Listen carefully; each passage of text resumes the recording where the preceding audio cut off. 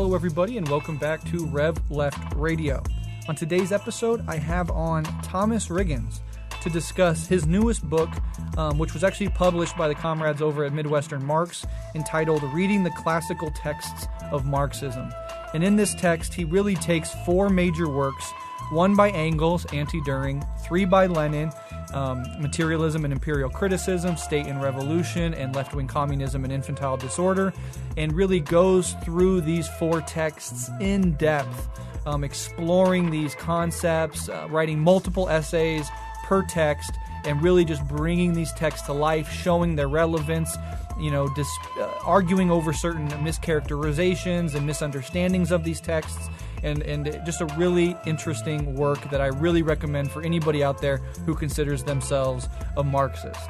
Carlos from Midwestern Marx was the one that set this up, so I want to give a shout out to Comrade Carlos for making this episode happen. I really appreciate it. And I also wanted to say, as I think I say in this episode somewhere, but we cover those four texts, and of course over at Red Menace, our sister podcast where we tackle these theoretical texts in the Marxist tradition, we've done episodes on left-wing communism and infantile disorder and State and Revolution by Lenin. So after you listen to us discuss those texts and you want to go learn more about them, you can hop right over to Red Menace and hear those episodes if you haven't already. Or, of course, you can buy this book, which I'll link to in the show notes, and you can go through those texts at even deeper levels, with even more detail. So this is a fascinating, wide-ranging conversation, definitely coming from a Marxist-Leninist perspective, 100%, which I appreciate. So here is my interview with Thomas Riggins on his newest book, Reading the Classical Texts of Marxism. Enjoy.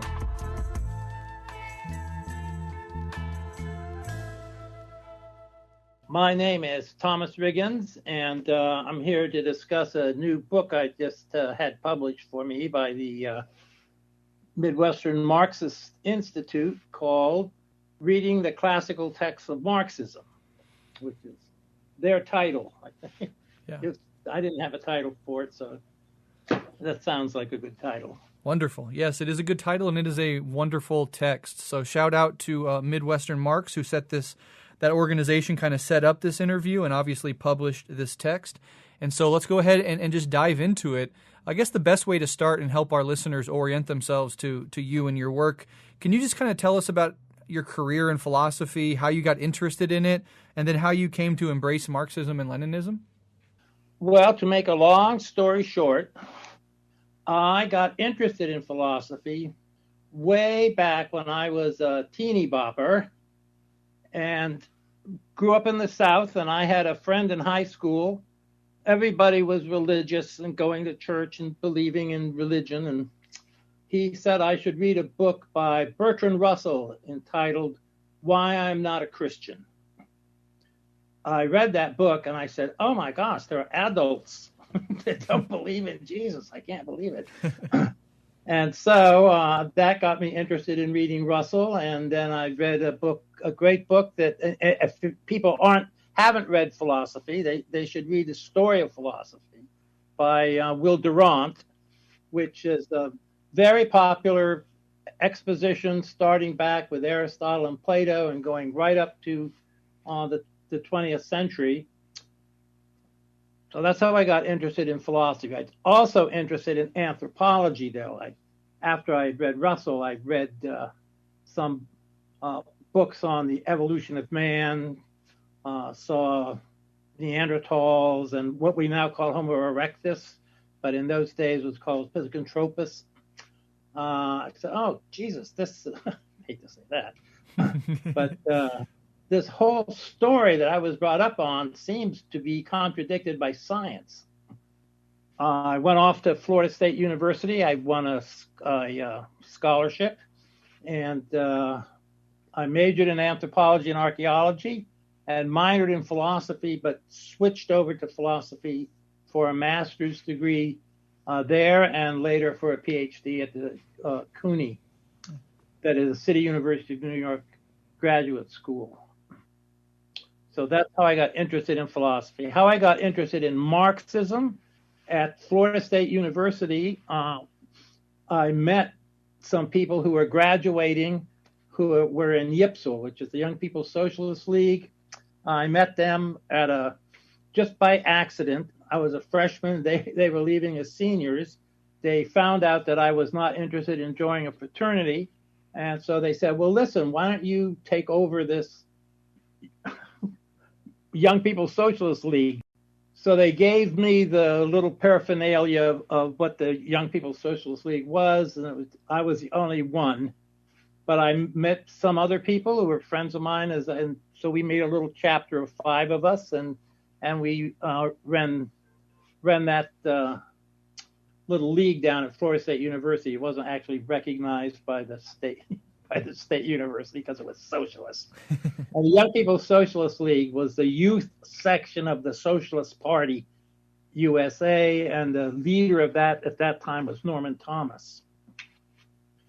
So I mutated into a communist by reading Marx and Engels, and we weren't really in contact with the national YPSL because they were up in the north and we were down in Tallahassee. We just figured out we should support everybody who called themselves a Marxist-Leninist. And therefore we ended up supporting the Soviet Union, North Korea, the Vietnamese, Cuba. We didn't know at the time that all of those states were anathema to the Socialist Party because they were communists, and they had a position of the third way in between capitalism and communism. But when we read their literature, we found that when push came to shove, the Socialist Party always sided with the capitalists over the communists. So when I got to New York, I joined years later. I got to New York, and I read the communist newspaper, and I called them up on the telephone, and they sent somebody over to interview me, and I joined the Communist Party back around 1972. Yeah, very interesting. I also came out of philosophy as an undergraduate. That's all I have is an undergraduate degree in philosophy. And obviously every young philosopher, at least in the Anglo world, comes across Bertrand Russell, and I was sort of interested in him to some extent early on. And I remember reading the History of Western Philosophy by Bertrand Russell, and as my Marxism grew, really came to hate his chapter on Marx. I don't know if you remember that text in particular, but Bertrand Russell I used that text for at least 20 years teaching introductory philosophy to people just because it's so readable. True, yes. I had 2 chapters. Well, there are more than 2 chapters. The chapter I hated was the Hegel chapter. The Marx is derivative from the Hegel chapter. True. He saw Marx as getting his ideas from Hegel. I also didn't like what he said about Rousseau or Spinoza. Interesting. I mean, he loved Spinoza, but he thought, well, can't have his philosophy. But Spinoza is also the great-grandfather. Spinoza leads to Hegel. Hegel leads to Feuerbach. Feuerbach leads to Marx. Marx leads to Lenin. And Lenin leads to reading the classical text of Marxism. Absolutely. I'm not sure that last step will be recognized by, but I like it. That's hilarious. Yeah, absolutely. And I'm a big fan of Rousseau and Spinoza for sure. And we've done episodes on Spinoza for those interested. I would like to do more episodes on Rousseau, but I'd have to go back and revisit that text to see what he got wrong about them. It's been quite a while. But let's go ahead and just move on and get into this text itself, the text that we're talking about. And can you just kind of talk about this book, how you came to work with Midwestern Marx to get it published, and kind of what your main goals of this text are?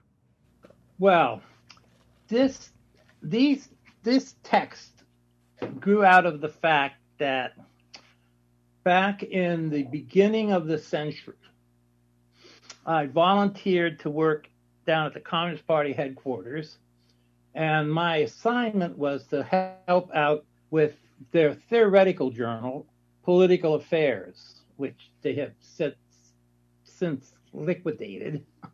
But at that time, I became an associate editor, assistant editor, associate editor, and I wrote all of the articles, all of the chapters in this book were originally articles that I published either in Political Affairs or on the blog, that the writers were given a blog. And I either put them on my blog or in the magazine Political Affairs over about a 15-year period. And I can't quite remember how I got into contact with the Midwestern Marxists. I think a friend of mine knew Carlos, who is one of the leaders there, and he told me that I should contact them, and I contacted them, and we had a discussion, and I started to submit some articles to Midwestern Marx, and I figured, you know what, these articles, since Political Affairs had been liquidated, and I thought all of my articles now were orphans, I would just see if they would be interested in republishing them. So I sent them in one at a time over a period of a couple of years, and they appeared on the website. You've seen their website, right? Oh, yeah. In the articles thing. And they liked them, which surprised me very much. I mean, they liked them very much, and it was their suggestion that they collect them together and publish this book, which, of course, I had no objections to at all. Sure. So that's how the book came into existence. I updated. I had to change things from Bush to Obama, and then from Obama to Trump. Since the system remains pretty much dysfunctionally the same, it didn't change very much by changing who the president was. Absolutely. The text itself, reading the classical text of Marxism, this sort of collection of your essays that have been updated and revised, but have been written over the years, it really focuses on the works of Engels and Lenin in particular. Why did you decide to put together your essays specifically on Engels and Lenin? It was just my own curiosity. I said to myself, having read many commentaries and stuff, that people seem to think that Anti-Duhring, I had read that if you only had one book to take to a desert island for Marxism, take that book, because Anti-Duhring summarizes Marx's work in Capital and what he was doing, and all the major things that Engels was up to, and it's a good one summary book. I met a person in an elevator once who saw me carrying that and was very upset with me. He was a Russian immigrant over here after the collapse of the Soviet Union, and we had to read all of that in high school. Everybody in high school had to read that in the Soviet Union. And I said, well, maybe its influence wasn't as widespread as I thought if everybody read it and they got rid of the Soviet Union. But I said, well, I'm going to read it and go through it myself until I get really familiar with it, so that I will have one book that has the outline of the whole system in it. So, and to make myself understand it, I decided I would just sit down and read it and make commentary on it and what I thought was important. And I read it from the point of view of today rather than 100 years ago, and see what's still living in this, and what should be changed. And I felt that's how the books were chosen. On Lenin, because unfortunately in many of the Marxist-Leninist organizations, or at least one that I know of, the classical and orthodox theories are being dismissed for updating Marxism, 21st century Marxism, and which I believe is sort of a mixture of Bernstein and Eurocommunism masquerading as Marxism-Leninism. So I decided I'm going to read State and Revolution over again and make the same deal, think about it, that I had done with Engels. And then, of course, all the revisionists in whatever party you happen to be in the world that it happens to have a revisionist tendency to it, likes to use in the infantile disorder book, left-wing communism and infantile disorder to justify the revisionist changes they make by saying that, well, Lenin was getting on these people because they didn't want to support political parties and they didn't want to work with the bourgeoisie in certain instances. And so anybody that disagrees with this type of, which they think is Leninism, I think is reformism, they can label as ultra-leftists or infantile. And this was the book that was most pushed by the Webb leadership in the Communist Party. If you know the history of the Communist Party, after the death of Gus Hall, the chairperson becomes Sam Webb, who was a liquidationist. He had 2 terms of office. He finally left the Communist Party, and he works now with the Democrats, or supports the Democrats. He's sort of a Clinton Democrat. Jesus. How he got to be chair of the Communist Party is a tale of its own that someday somebody should tell. Yeah, well, interesting. So yeah, just for people out there, the text really covers 4 major works: Anti-Duhring by Engels, and then the other 3 are by Lenin: Materialism and Imperial Criticism, State and Revolution, and Left-Wing Communism and Infantile Disorder. We'll get into those as this conversation goes on. But in the preface of your text, written, I think, by the comrades over at Midwestern Marx, academic Marxism is particularly mentioned. And it is argued that academics have taken figures like Rosa Luxemburg or Gramsci and Marx, denuded them of their revolutionary essence, and sort of reduced them to an academic niche. Engels and Lenin, it goes on to assert, have been quote-unquote indigestible figures for academics and are usually ignored or maligned as corruptors of a pure Marxism. So can you kind of talk about how academia operates in this way, why Engels and Lenin in particular are demonized, and sort of what its impact on Marxism has been? Well, I can give my opinions. Sure. It's true. The preface was written by people who specialized in academic Marxism, which I didn't specialize in academic Marxism. But I can see that academics, at least in the Western world, and especially in the United States, they have to, if they're in philosophy or history or sociology departments, they want to get tenure. They're interested in Marxism.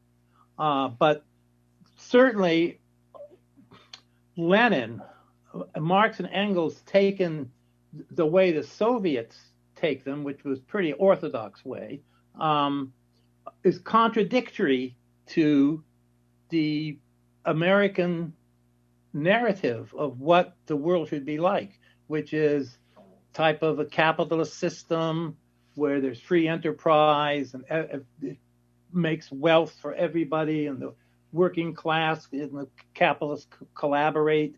And of course, there's struggles between them over wages and stuff like that. But nevertheless, the democracy that we live in allows everybody to peacefully live, their lives and to prosper, even though some people prosper more than others. And that the Soviet Union and what it represents, what Eastern Europe, what the communist movement represents, is a threat to our society and to freedom and liberty and all of this. And so professors and graduate students wanting to study Marxism are not going to consider Lenin and or his successor, whose name we shall not mention, as particularly people that they want to be associated with while they're trying to get the tenure. And using Marx, everyone recognizes, when you study sociology, they recognize, yes, there's something, Marx did have something to say about this ideology and about the influence of the economy on people and how culture operates. And we can take that as good social science that he has done, made great contributions like Weber has done and like Mannheim and other great thinkers have done. We don't have to make him into some type of idol that the communists have made him into, and worship him like they do, like he can make no mistakes, and you go to jail if you disagree with him. So your academic career, you can be an academic Marxist and go succeed in the universities, in some universities, you can't do it so much in the southern universities, as I found out, but you can do it up in New York, and boy, there are real big universities, as long as you don't, wear a hammer and sickle on your lapel. Yeah, absolutely. It's kind of an interesting thing. You talked about having anti-Duhring in an elevator and having somebody call that out. I actually have a tattoo of the hammer and sickle up on my shoulder, and I'm in a volleyball league. And I had a woman from I think Kazakhstan actually. I saw the way that she was looking at me throughout the whole game, and I was like, I wonder which direction this is going to go. And then after the game, sure enough, she comes up to me and she's like, "Why do you have that?" And I just kind of give her my little spiel, and we kind of go back and forth. She's very nice, and you could tell she doesn't really agree with me, but she just says, "Well, you don't support the current war, right? You're not in support of like Russia, what it's doing to Ukraine in this moment, are you?" And I just wanted the conversation to end because I knew it wasn't going to go anywhere nice, and so I was like, "Of course, I'm for peace, and I really am. I want the bloodshed to stop. That's my position, and that's the position of this show." The slaughter of people needs to stop. But it's just kind of interesting that those symbols and even that book that you had can draw the attention and the ire of people like that, and you find yourself in an awkward social situation. But yeah, your points about academic Marxism in particular are really, really important. People do make a career out of it, but you really got to lop off the revolutionary part or stay away from these quote unquote scary figures, particularly Lenin. Yes, I hadn't thought of that in my younger days, though. If I had a visible tattoo of a hammer and sickle, I might have attracted women. Well, it's worked for me, but I'm just kidding. So yeah, let's go ahead and move on. In my experience, core concepts like dialectical materialism and historical materialism can be difficult to understand or grapple with for even relatively seasoned Marxists, and doubly difficult to apply in one's real-world analysis. So before we move on to the text proper, seeing your background as a Marxist philosopher of sorts, how would you kind of explain these two concepts in as simple a way as possible, and why they're essential to Marxism and Marxist analysis? Well, dialectical materialism is just the name that is used to describe the philosophical system of Marxism, of Orthodox Marxism. It comprises the materialism, the fact that hate to use these terms, but we're stuck with them as philosophers, the epistemological and ontological ideas. Ontology is the science of being, what makes the world work and what it's made out of. Mm-hmm. And we are materialists. We don't believe that there's any spiritual dimension that precedes just the atoms and whatever the physicists are telling us. It's the basis of the Big Bang, which is some type of little infinite point that went boom, not a real bang, but just suddenly. The quantum mechanics people tell us that this thing just expanded, and it's all made up of photons and electrons and positrons and some other stuff. And that's the basis of all the material stuff in the universe. And it took billions of years. And finally, we got the sun and the earth cooled down. And then there was water on the earth and sunlight, and some little slimy globs started to breathe and live. And we all came from that. Mm-hmm. And that's it. No, big guy up in the sky saying, I'm bored up here, I think I'll create the earth. So that's how that's the materialism part. The dialectical part is that there are two ways of looking at truth that has, in the Western tradition at any rate, you think of something as real and true if it's like unchanging. Mm. And or you can think for instance, we thought species were unchanging because they've been created by God. They're always lions, and they didn't change into something else. Mm-hmm. There wasn't some other little furry animal that turned into lions, and your pussycat was related to the lion. What are you talking about? Mm-hmm. So dialectics is simply the idea that there's world is in flux. And there are things, we call them contradictions, but they're opposite things that happen. and it's a mixture of these opposite things that bring about change, and that's how we explain matter in motion. Is the motion is the dialectical part, the matter is the basis, the motion is opposites, and it's very hard to explain it without actually going over some of these texts.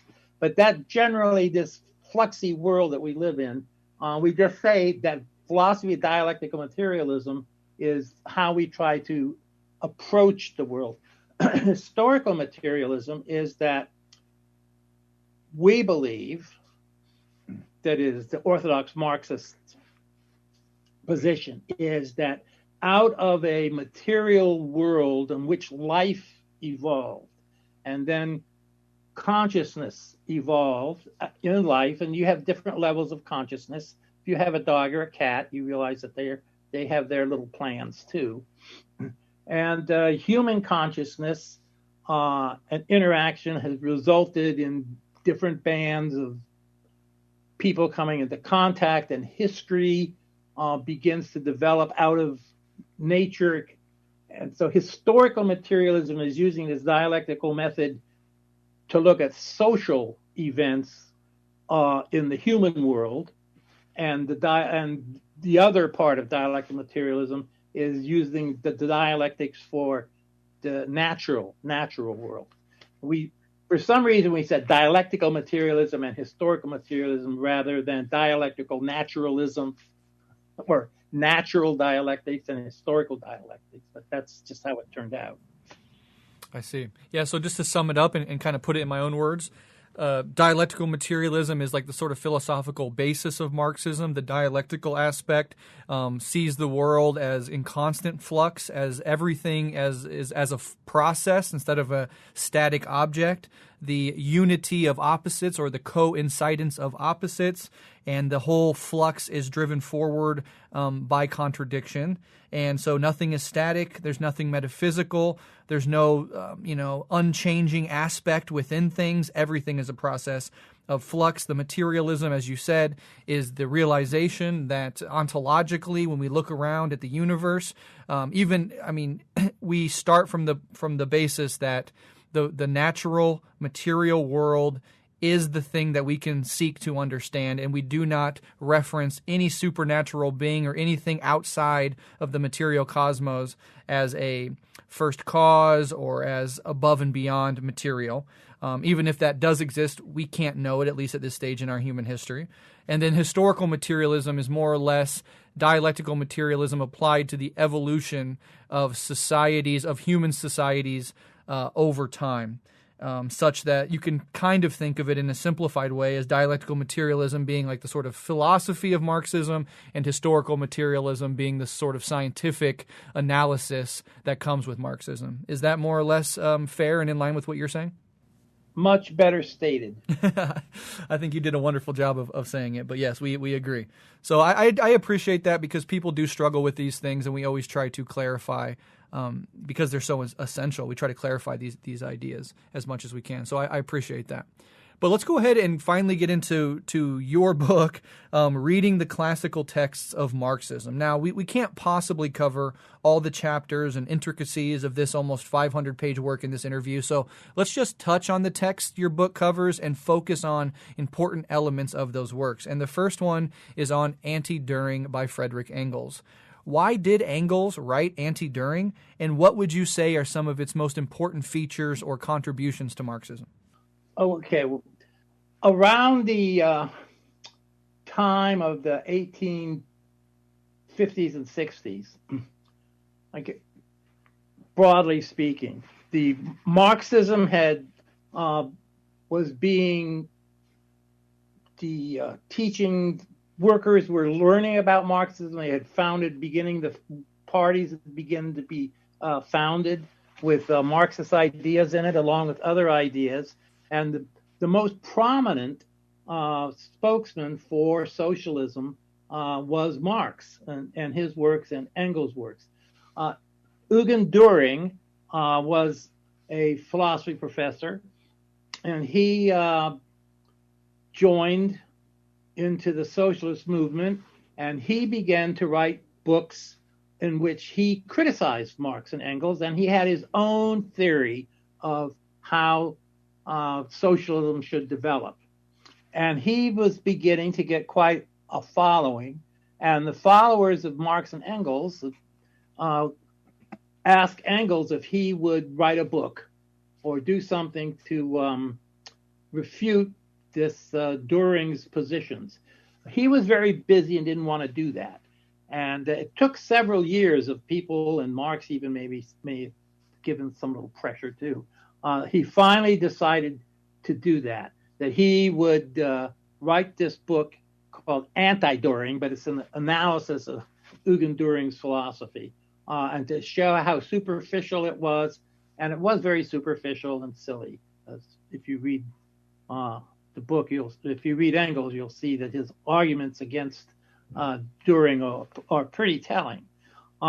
He made this a major work. He set aside several years in which he says he went and studied thoroughly up to the knowledge of his day, got all the science books from the bookstore to make sure he didn't say things that, he wouldn't be caught up not knowing anything about chemistry or physics.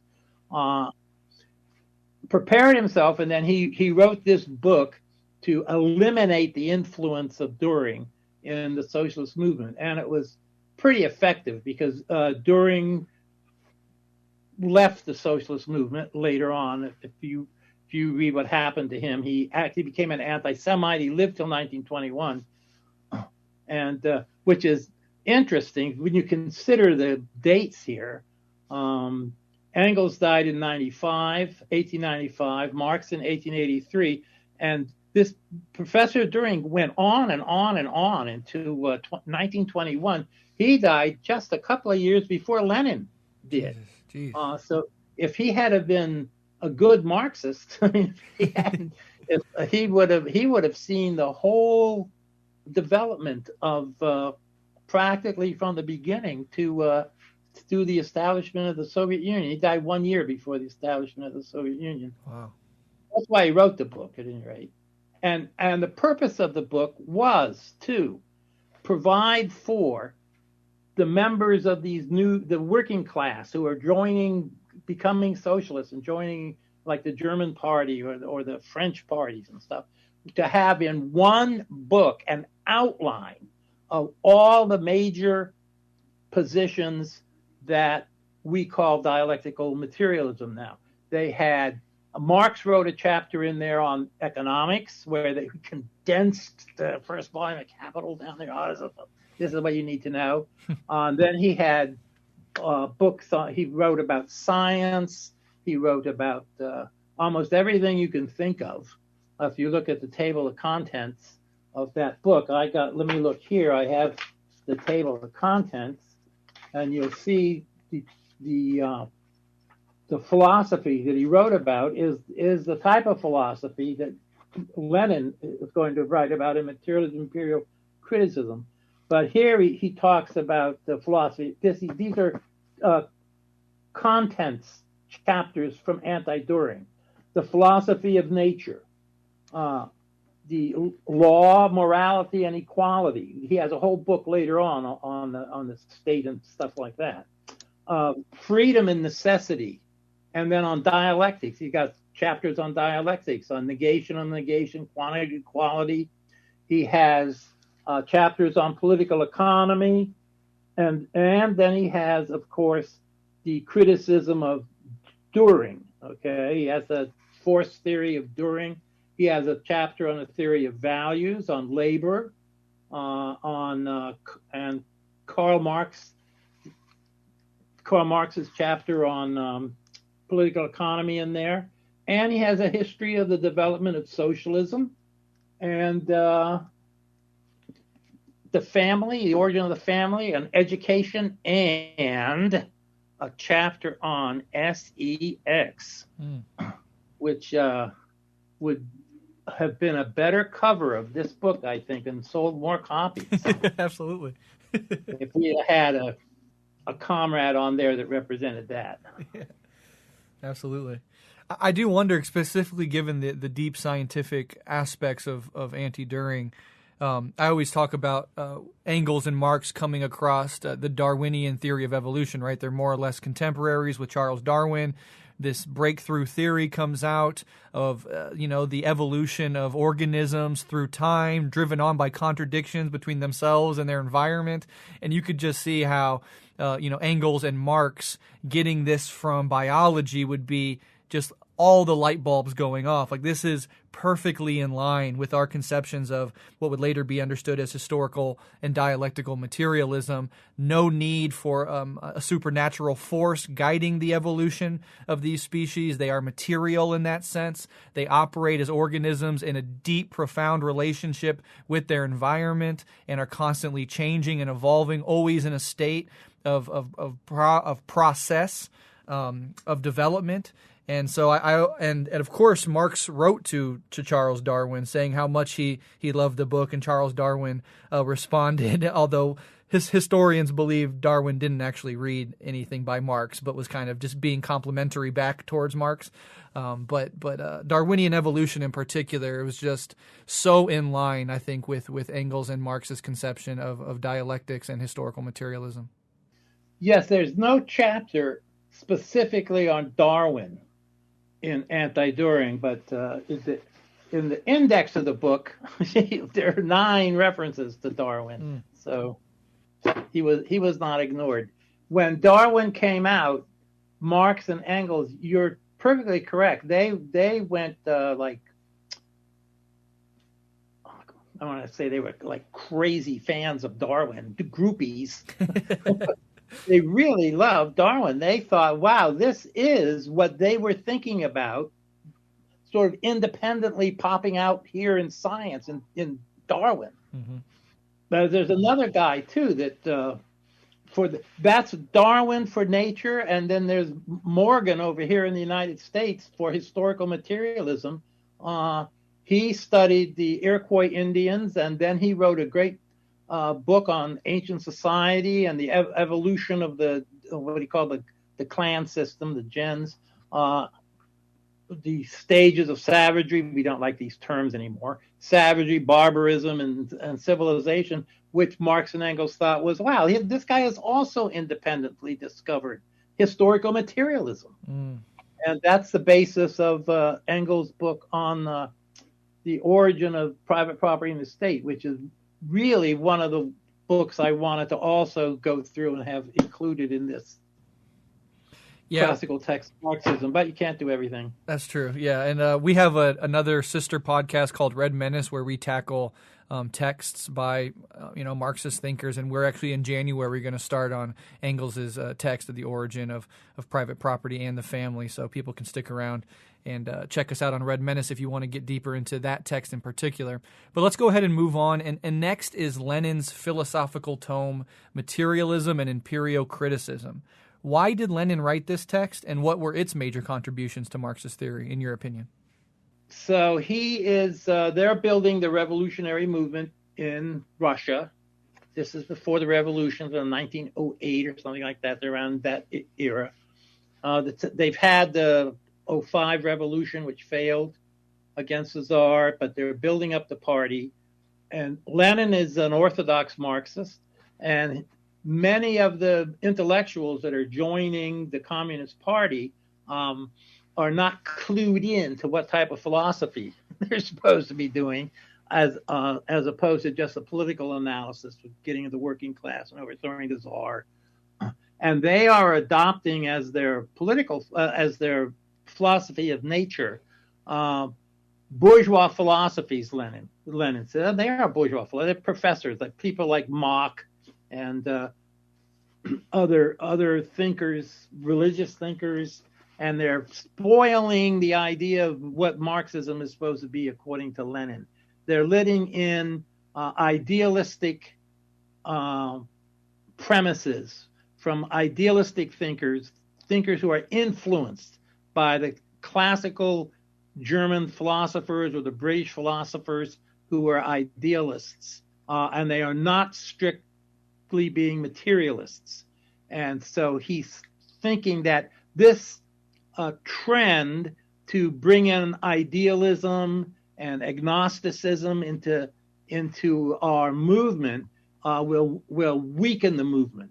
That we have to have a consistent philosophy that everybody can agree upon, a materialist philosophy. We have to leave God out of it and religion out of it, and the ideas out of it, that things only exist because human beings can see them, or if there wasn't for consciousness, there wouldn't be an external world, and that spirit is primary and matter is secondary, that all this is just bunk, according to Lenin. So he wrote this book to justify the materialist philosophy that Marx and Engels had developed before him. And he does it through criticizing Mach, who is a very famous physicist. He's still studied in physics department.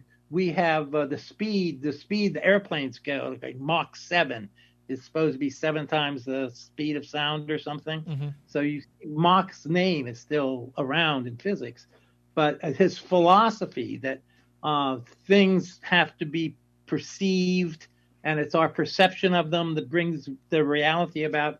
That sort of stuff was too religious, or had religious, even though Mach may not have been a religious. Lenin thought that leaves the basis for religious people to always bring in the possibility of spiritual answers. When physics or science doesn't have an answer for something, then that God gets the job. That's what he's called in as the handyman, to fill in your philosophy where there are gaps in it that science can't give you a materialist answer. And he wanted to eliminate that. And he talks about, as I say, not only Mach, but Avenarius. We don't know much about Avenarius. I mean, we know a lot about him, but he's not have any influence anymore. Mach is still around influencing, but that's physics. And it's a criticism of dialectical materialism was being taken by some of the leaders of the Bolshevik movement. They were saying in this time of Lenin that Engels had written, well, they didn't know about that book, so I won't bring that one up. But they were saying that Engels really went beyond what Marx did. And Marx wasn't as materialistic as Engels was. Marx really was concentrating on social problems, on economics and politics, and that Engels applying this to physics and chemistry and nature and all this other stuff, that was something Engels was doing on his own, and then even more after Marx passed away or died.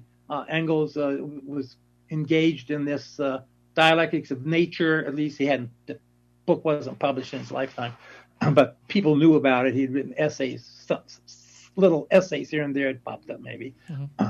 And so Lenin wanted to have Marx and Engels sort of together, that there was no gap between them, no shadow area between them, that they were together. They both agreed on this. This was a joint philosophy. Marx always said this is a joint philosophy that Engels and I worked on, and Marx credited Engels with giving him ideas and helping him. And yeah, I also believe with regards to your last point about Lenin trying to show how Engels and Marx were a sort of unified whole, is a lot of people that want to return to Marx, or there's a pure Marxism that was distorted later by figures like Engels and Lenin and then Stalin. They make great use of this idea that there's a sort of Marx separate from Engels, when that just does not bear out philosophically or historically. But let's go ahead and move on to the next text. And I want to just remind my audience that although we are taking this, text by text, every single text in this book has a dozen or more individual essays on that text. So if you're interested in any of this, highly recommend going out and getting the text, which is again called Reading the Classical Text of Marxism, and I will link to that in the show notes. But next up is the highly readable, relatively short, and essential text by Lenin, State and Revolution. What elements of this text do you think are undervalued, and what can we as Marxists learn about the nature of the state from this text? Well, I think the important part of State and Revolution is, and Marx is, Lenin is pointing out what the real relationship is between the working class and the capitalist class. And it is not one of working together cooperatively and sharing the goodies between the two classes based on some idea of justice and fairness that the law provides for them. That he's based on the fact that the manifesto has established that all hitherto existing history is a history of class struggle. There's a class struggle going on between the working class and the bourgeoisie, that is the capitalists, the people who own the means of production and distribution, and the people who work for them and create the surplus value. I mean, this requires people to understand the Marxist economy and the capital. What is the state then? The state has been interpreted by the bourgeoisie, at least by their philosophers, as some type of referee above the class struggle. It has a bureaucracy that works for the government, and the government tries to balance the needs of the capitalists and the needs of the workers to see that neither one gets unfairly treated by the other. And this keeps this is a bourgeois democracy that allows for this to happen by electing representatives, et cetera, et cetera. And State and Revolution, Lenin wants to point out that the government, the state, is actually controlled by the ruling class, and the ruling of whatever ruling class it is, whether it's the Roman patricians that owned the land and territory and farms, whether it's the feudal lords, and now it's the capitalists that own the banks and the factories and whatever means of production and distribution, the merchants, that these are the people, they are the ones that have the majority of the wealth that is produced. It goes to their group and is redistributed down to the workers as only as like the minimum they need to get by. And if you're lucky and you live in a country that can get some colonial money in there, they can give the workers a little more to make them happy and support what their government does. And therefore, to get socialism, you have to destroy the present state, which is basically a state of the capitalists. He uses a term like it's the board of directors of the capitalist class. That's what the state is. And you have to replace it with a state that represents the working class. This will be a different state. He doesn't think you can reform the capitalist state and change it into a working class state. There's some evidence that there are some statements here and there that people have made, including Marx and Engels, and maybe Lenin once or twice too, that seem to not necessarily preclude that 100%. That it could be possible for Engels thinks at the end of his life, he thought that German socialists were so powerful that it might be possible for them to take over the state and then dismantle the parts they don't like and have a socialist state. But in general, the idea was that the state would have to be replaced by a term they use called the dictatorship of the proletariat, which causes all sorts of problems with people today. For instance, there are people in my party that say, "Oh, we can't have a dictatorship. Nobody wants to have a dictatorship. Dictatorship that's a dumb idea."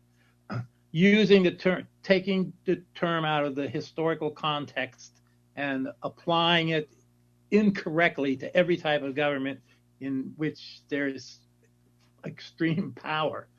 The dictatorship of the proletariat, Engels says that you already live in a dictatorship, and it's the dictatorship of the capitalist class. Mm-hmm. So you're going to replace the dictatorship of the capitalist class with the dictatorship of the proletariat. And that doesn't mean Hitler. It doesn't mean Putin, although Putin is nothing like Hitler. Agreed. But it's a strongman type thing. Mm-hmm. It's simply means that the working class will have all the political power in its hands, and the capitalist class that used to dictate everything will be subservient, and gradually, as the dictatorship of the proletariat progresses and takes over and learns how to manage the economy and nationalizes the means of production and distribution, the capitalist class will disappear. And when the will disappear peacefully, retire them to Miami or someplace, and they will not have power anymore. And then the state itself, since the state is by definition a tool of one class to oppress another, once you have gotten rid of the oppressor class and everybody is now in the working class, as it were, you won't need a state per se. The state itself will gradually disappear, and its functions will be all local. So you'll have like local communes, and people will get together, and it'll be hunky-dory land. Mm-hmm. That's the theory for state and revolution. And the basic premise there is still correct, that the state we live in is a state of the ruling class, and that applies here to the United States. So it's a book that Americans should read who have the illusion that one of the two political parties here is somehow the friend and buddy of the working class. Mm-hmm. And you can read some newspapers published by people claiming to be Marxist-Leninists have headlines like "Biden has our backs." Yeah. That's a working class newspaper saying that. You say, I don't know what's going on here. These people haven't read State and Revolution. So it's one of the books that the revisionists of all sorts want to say, well, that's outdated. It's, forget that one. Right. So I thought that's one I put that in here. That is, I wrote on that one because I thought it's very important to have that as a counterbalance to the misinterpretation of the infantile disorder books. Yeah, absolutely. And it's one of those texts that I would recommend to any sort of person that's just becoming interested in Marxism and wants to read Marxist theory. Once you really understand this theory of the state, a lot of other things can make sense. And this whole idea as well of dictatorship is just this idea that the nature of the nation state is, as you said so well, class rule. And so it's not a question of dictatorship or not dictatorship. It's a question of, as long as the state exists, what class controls it. And in a country like the United States, it is a dictatorship of the bourgeoisie, of the owning class. And there's also this idea that eventually the state will wither away, and some people treat this as silly or naive or even utopian. But really what Lenin is saying is, once the class divisions are transcended, once we live in a society in which human beings are no longer divided up into different classes, some that own and some that have to sell their labor, then the very basis of the state, which again is class rule, disappears. And so you would be left with something like, you can call it an administrative state or whatever you want to call it, but the nation state as we've come to understand it would no longer have the premise, the foundation upon which it currently exists. That is, dividing society into classes and having one of those classes dominate the other. And so I think that's very crucial. And I would just ask you one more question, because I think there's a lot of confusion about this, and I'll even hear people use Lenin's State and Revolution against China, and I think it's kind of amusing when they try to do this. But in your opinion, at least, what does Lenin's analysis of the state tell us about, let's say, modern China and its Communist Party? Well, this has to do with the original theory that Marx and Engels had, that the socialist revolution would come about in the most developed capitalist states, that when capitalism had shot its wad and had nothing more to give, it would break down, and that would cause the markets wouldn't work properly because they saturated the markets, and the working class would have to take over the means of production and distribution just to keep them going, and they would have to give up the idea that you have to expand and make profit all the time, and you would use this big economic facility that the bourgeoisie had created for need and use value rather than exchange value. And that would be the basis of socialism. And therefore, it wouldn't happen in some feudal area, okay? And where did the Chinese Revolution, this is very simplified here, where did the Chinese Revolution take place? It took place in a country that was like 90% peasants out in the countryside, illiterate peasants at that. And the Communist Party that formed there was basically a peasant party, but it had a proletarian, the working class was very teeny. It was in the cities, and it really got smashed by the anti-communist Chiang Kai-shek back in the 20s. And so they found themselves in charge of this great big country with a very small working class and a very poor economy. And how are you going to skip stages? Can you skip the capitalist stage and go directly from peasant hut to modern air-conditioned apartment? And people had thought about maybe that could happen in Russia because the Russian peasants and serfs had some communal system that was going on that you said, maybe we could use that as the basis. And then they turned out that they didn't go that way. So what has happened in China is this: the state has been taken over by and is run by a communist party that's basically trying to build a Marxist-Leninist type of state, the socialist state, and they don't have the economic background to do that. So they have had to make what the Italians, it's an Italian term. The Italians, it's not how the Italians did it though, but it's a historical compromise. And that is, you know what, we're going to have to build up this economy, and the world is capitalist.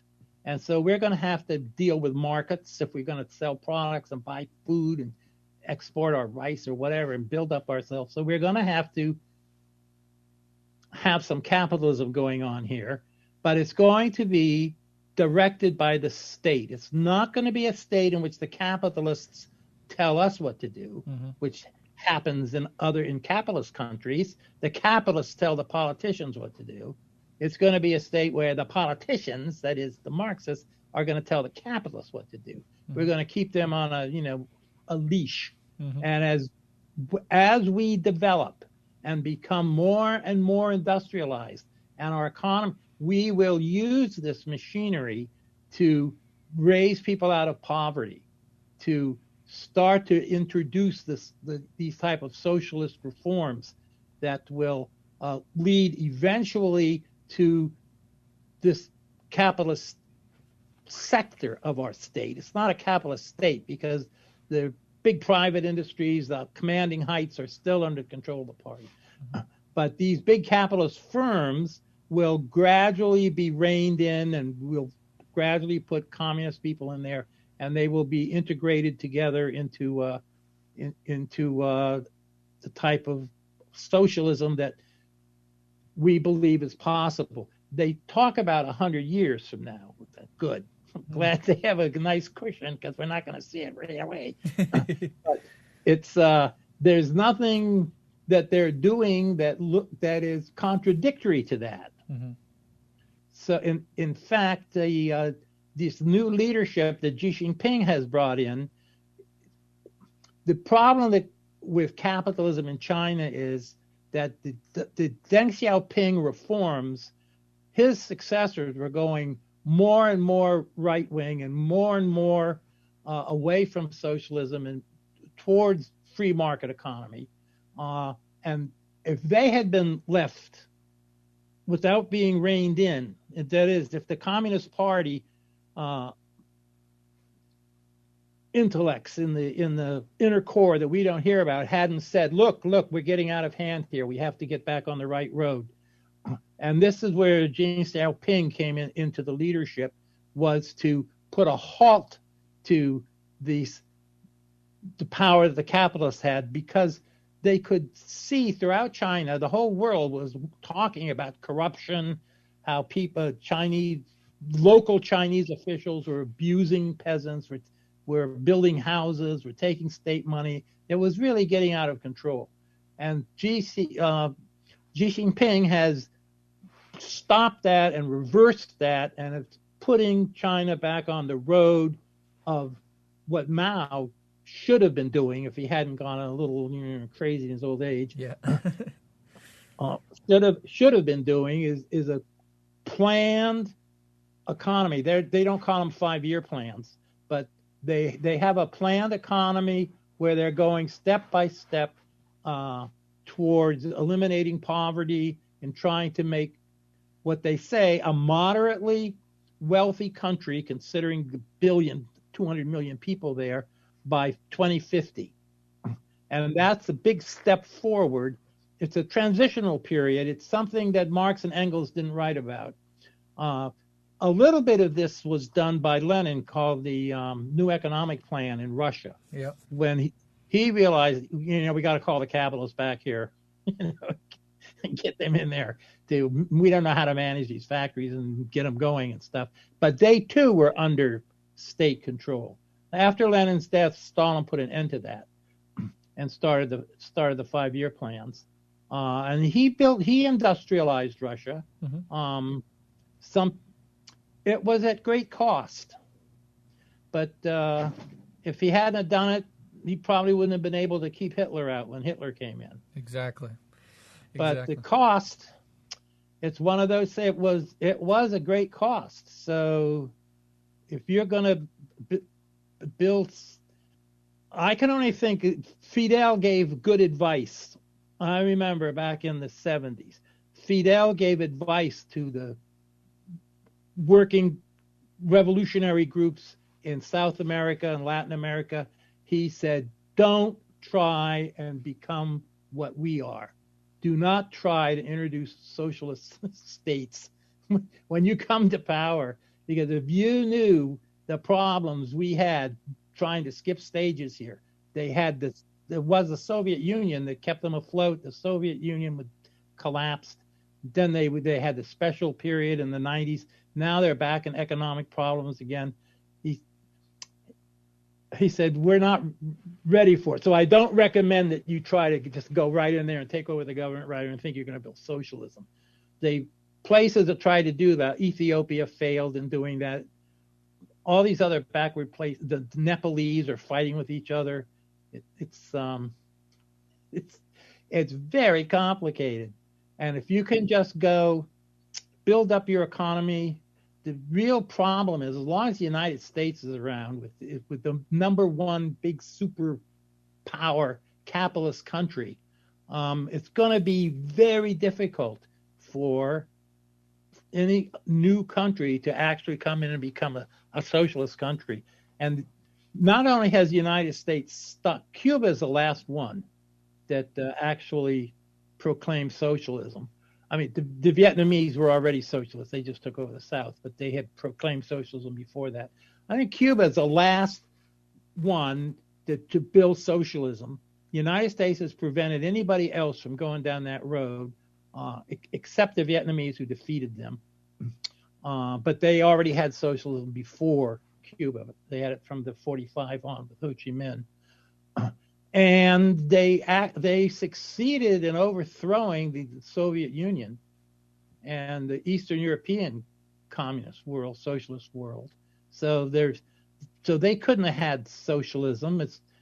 If our theory is you go from slavery to feudalism to capitalism to socialism, we don't have a regression where you go back.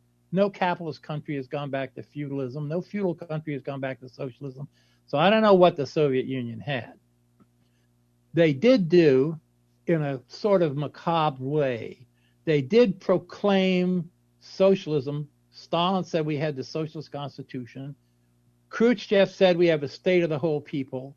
So they had a state of the whole people. They eliminated the capitalists, and then they did what they were supposed to do. They withered away, but they were replaced by Putin. Mm-hmm. That's not what was in the book for the replacement.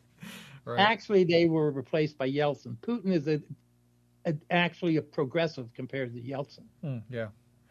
Yeah, that's very interesting, and I really appreciate that breakdown of a very complicated history and theory, but I'm of the same opinion that there's nothing that China is doing that is anathema to Leninism. In fact, it fits right in line, and you could say, I really do believe that Xi is a committed Marxist, and I think he very carefully and meticulously has learned from the failures of previous attempts, and they are doing a more long-range, experimental approach to building socialism. The way that I put it is that China has a communist political party overseeing the development of the forces of production.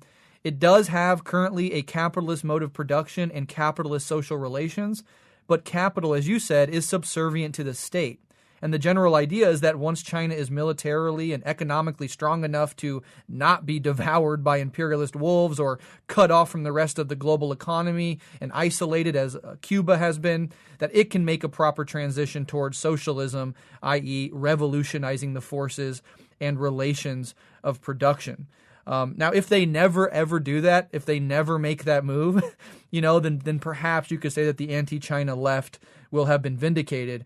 But if they do make that move, they will be the most advanced socialist society in human history, and all the anti-China leftists will have basically cut themselves off from that profound achievement and have functionally joined sides with the liberals and the imperialists and the fascists, launching slander and hate at the Chinese people and their revolution. And so, you can perhaps maintain some sort of agnosticism, saying like, well, right now there's the capitalist mode of production, there's capitalist social relations. We shall see where they go from here. But the basic idea that they're a communist party in charge of the entire society, developing the forces of production, overseeing the development of capitalism, and then once the time is right, particularly when China is economically and militarily powerful enough, at the very least, to defend itself from a rabid dog like the United States, that they can make a more proper transition. But one of the beautiful things that I think China has done, whether fully consciously or not, but this has been the case, is unlike other socialist experiments in the past, they've thoroughly embedded their economy into the global economy such that it's essential for the functioning of the entire global economy. And that is really a quite profound achievement and is different in some ways than the Soviet Union, which had this sort of, these blocks. You're split, the global economy is split into these two blocks. China has done something different, that China has embedded its economy in the entire capitalist global economy such that it is essential. It's an essential Jenga block, if you will.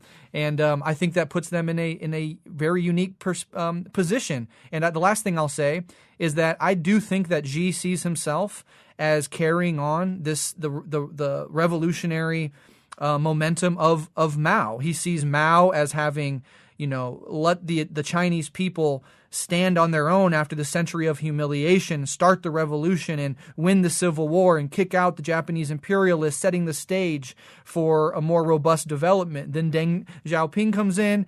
There's economic reforms. The economy over this several decades is built up to the largest economy in the world, absolutely essential for the functioning of the global economy. And now I think Xi sees himself as having to develop the Chinese into a military and continue to develop it into an economic power to make it more robust and more able to persevere and fight back against what we know and we already see is the U.S. and its allies attempting at every turn to undermine it, to destroy it, to weaken it, and to attack it. And so at the very least, I think it is a new and interesting experiment in the history of socialism.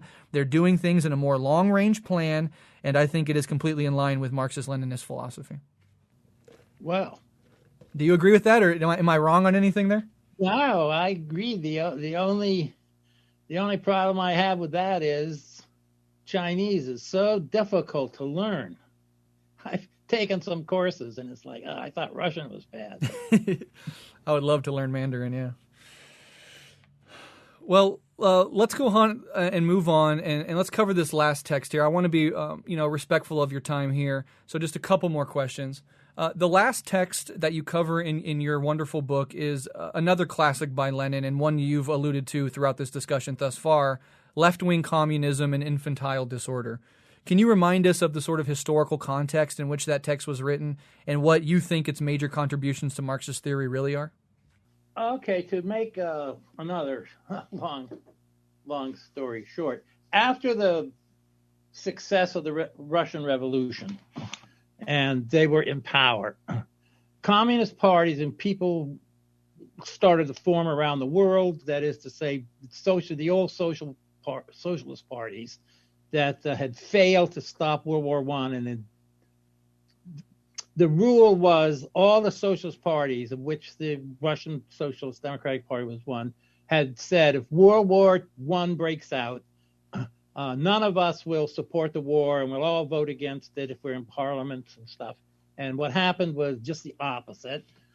All the big parties, almost all the big parties, I think the Chilean party didn't do it, the Russians didn't do it, the Americans didn't do it either, for that matter.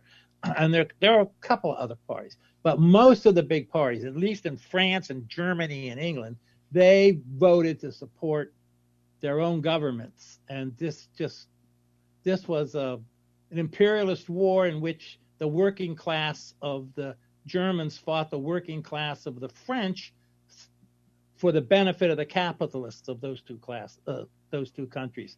And this was anathema to Lenin. All right, so he had his revolution. The Soviet Union didn't come into existence yet, but the Russian state was there.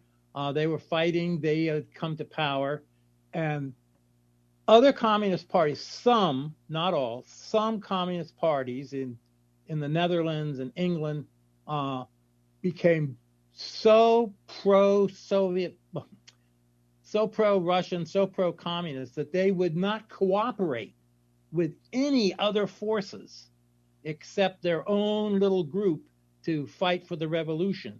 They would not make what we now did. They didn't use the term in those days, the term of a united front or a popular front, or a united front. They was do it alone type of, and they wouldn't work with regular unions. They'd form their own unions. And Lenin said that this is not the right way to go. You have to, in the real world, you have to make compromises. It's one step forward, two step forward, one step back type of thing. And if you try to not work with your local unions, you won't be with the working class. I mean, you have to be with the working class to convert. If you're going to lead the working class, you have to go out there and talk to them, be with them, and work with them and gain their confidence. It doesn't mean you should follow them. We had a headline in one of our papers the other day said, "Follow the working class." No, that is not what we do. I mean, that's not what we're supposed to do. This was like the working class was voting for the Democrats, so we should. Right. It's you should go where the working class is and gain their confidence, but you want to be a vanguard party, and a vanguard party doesn't follow, it leads. But you have to earn that. You have to work with people, and you have to follow them in the sense that, okay, we're supporting you, but we're telling you this won't work, and we've got plan B. And when they find out their plan A doesn't work, they'll listen to our plan B. This is a theory. And then we will be able to lead them more successfully. So he wrote this book. The infantile disorder is the disorder of brand new communist groups that are forming that haven't had this experience that the Russian party went through with the 1905 revolution, 20 or 30 years of working with all these different groups. These are popping up, new groups popping up, and they are full of youth. Yes, he said, we support them. I love these guys doing it, but it's really very infantile for them. to say that they're not going to work with if there's no communist movement and it's a Labor Party guy against a liberal or a conservative guy, you support the Labor Party guy, and have Plan B there for them. 100 years later, we still got Plan B. But so that's the point. And the thing is, he said, don't, to the other communists, the other parties who are doing the correct thing, don't really get on these people's cases. It's an infantile disorder. They will learn through their experience that preaching to them and telling them they're ultra leftist or this, that, or the other thing, that's not going to get you anywhere. They will learn through their own experiences over the coming years that what I'm telling them is correct, that they have to make compromises, they have to work with other groups, but they have to keep Plan B there. They shouldn't give it up, and they should always mention it to people, but not be obstructionists about it. And they will be part of the movement. They'll join the movement on their own as they learn. The way that book is used by people today who are revisionists is they just call another group ultra leftists, and they don't even want to have anything to do with them. Oh, we're not going to work with them. We don't work with the Green Party. We don't work with this group. Yeah, they're ultra leftists. They don't vote for the Democrats. That shows they're all bigoted. And it's a big misuse, because the idea isn't to push people away, but to try to bring them slowly over to your point of view. And you don't do that by insulting them and refusing to deal with them. Right.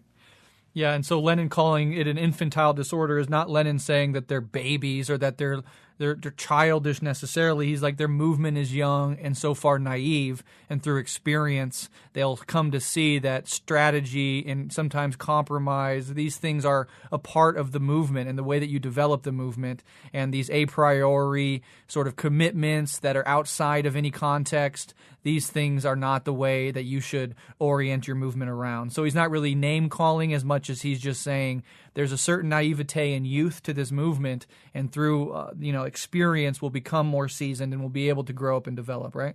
Correctamente. Absolutely.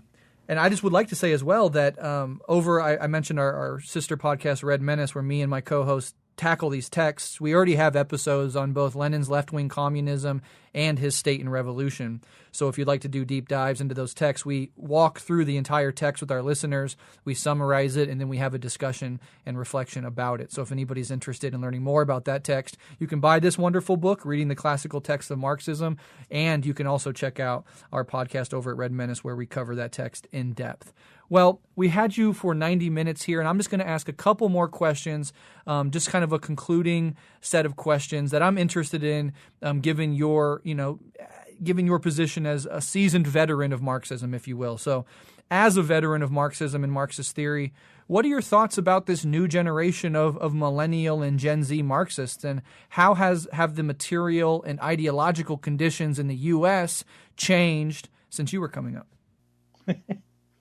Well, I'm not too familiar with these new groups, to tell you the truth.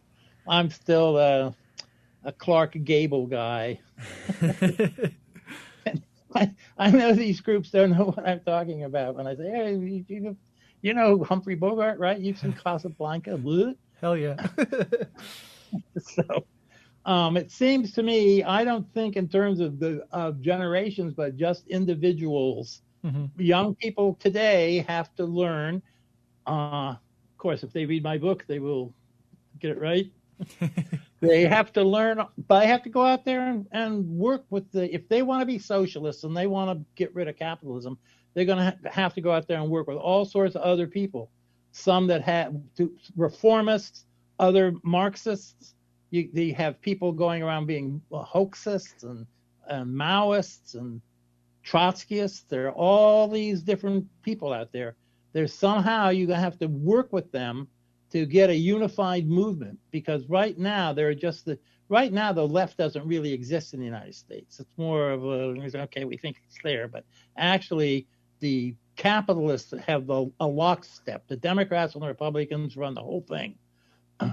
And the idea that we can change an election, that the left could stop Trump from taking over, is the whole left organized Marxist left. I'm not talking about DSA is not Marxist.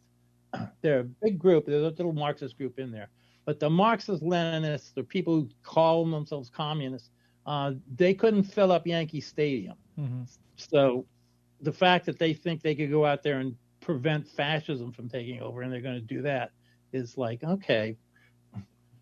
So I don't know how to answer your question. It's your generation is going to have to figure out how to work with your own people and with the powers that be to try and get Marxist-Leninist ideas permeated into the working class.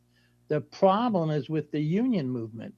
The unions under capitalism, unions are a part of capitalism. They're institutions that capitalists use to control the working class.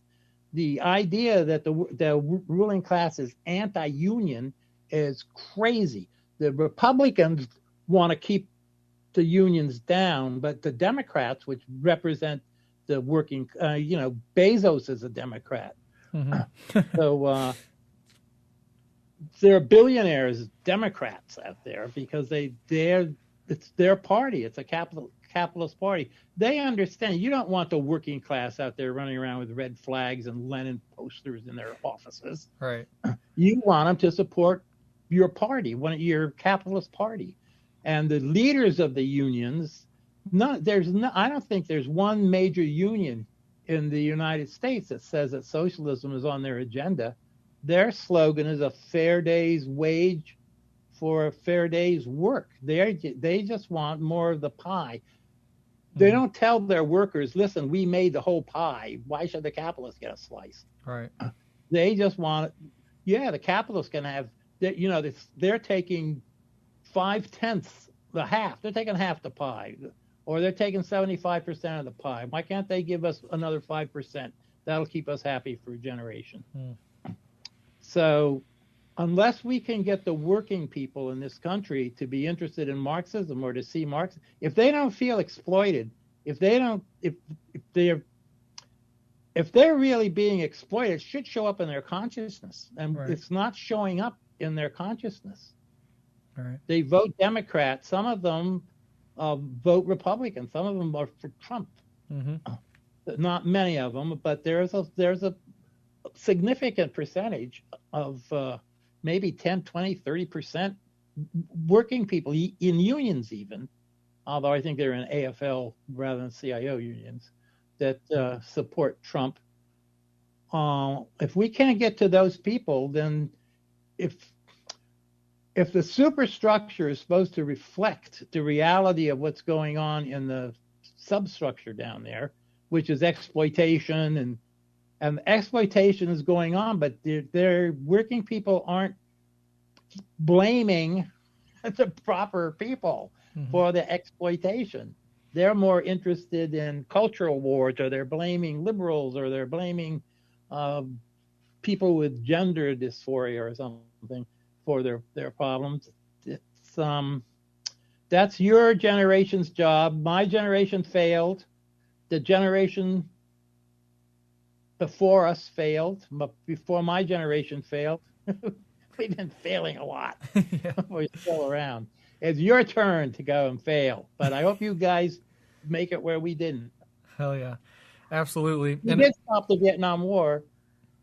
We did. Well, we stopped it because the Viet Cong beat the crap out of the army over there, our army. Right. But we helped. Right. And every generation of socialists have the obligation to advance the ball for our movement, for our class, for our vision of humanity's future. And we all do our best to do that. And of course, one of the reasons why there's so many, the unions are so conservative in so many ways and so wedded to the two-party system.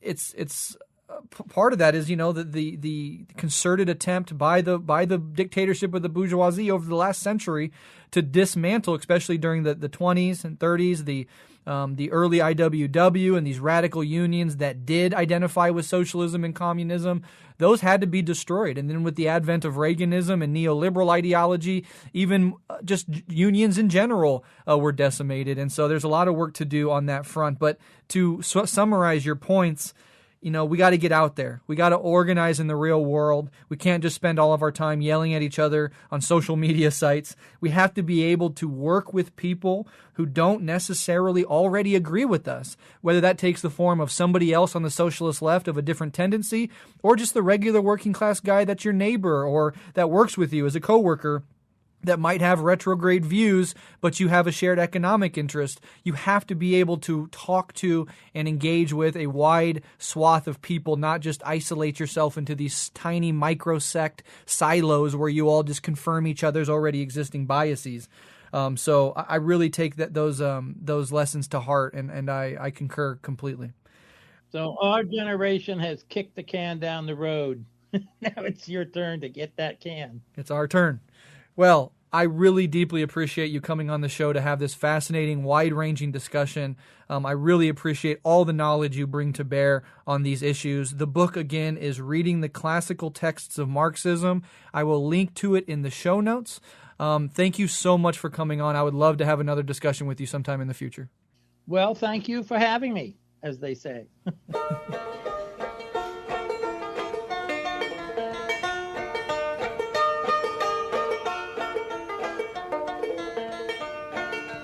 Which side are you on, boys? Which side are you on? Which side are you on, boys? Which side are you on?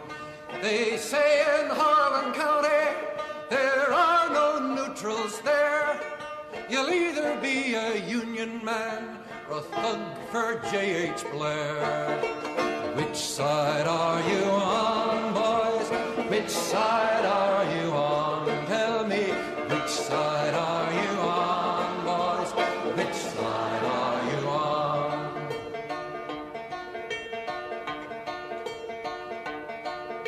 My daddy was a miner, and I'm a miner's son. He'll be with you, fellow workers, until this battle's won. Tell me, which side are you on? Which side are you on? Sing it! Which side are you on? Which side are you on?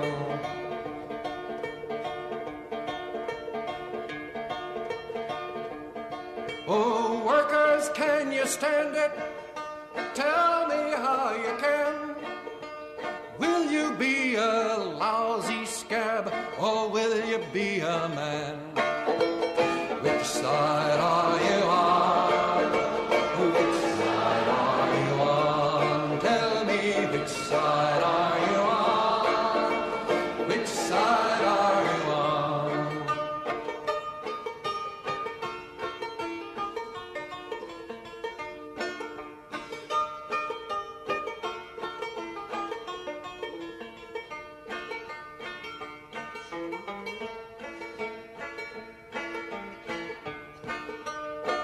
Come, all of you good workers, good news to you I'll tell of how the good old Union has come in here to dwell.